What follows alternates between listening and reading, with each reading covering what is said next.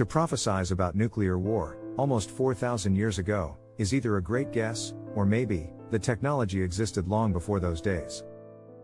Since nuclear war is written of in the Mahabharata and the Sumerian tablets of Lord Enki, maybe this prophecy of future events was a sound prediction based on what occurred in the past. After all, in the Sumerian texts, under chapter 14 of the tablets of Lord Enki, it is the Anunnaki Lord who states that prophesizing the future is easily accomplished by referring to the events of the past, so maybe Jehovah was serious about a future nuclear war.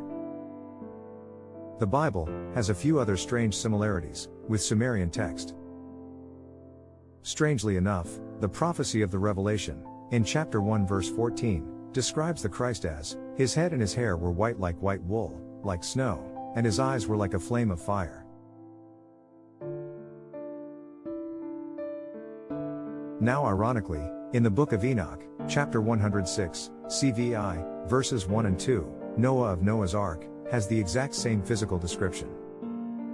Then if you look into the tablets of Lord Enki in Sumerian text, you will see the same story about a flood and an ark, and this time, the ark is manned by Ziusudra, who is fathered by Lord Enki.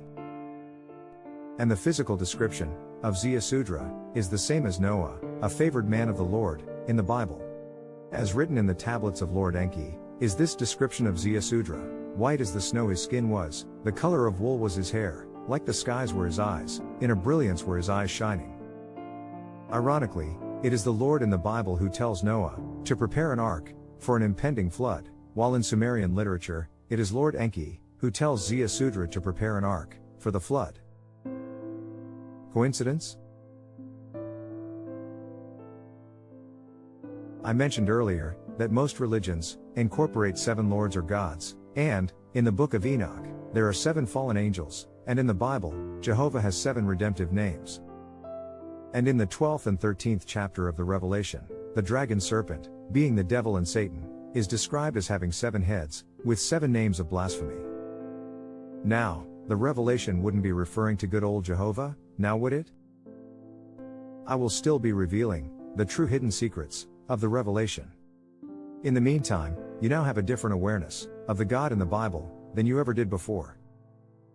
The Jewish faithful will hate me for introducing you to verses that identify Moses and Jehovah as virtual psychopaths, but I never wrote and published the verses, they did.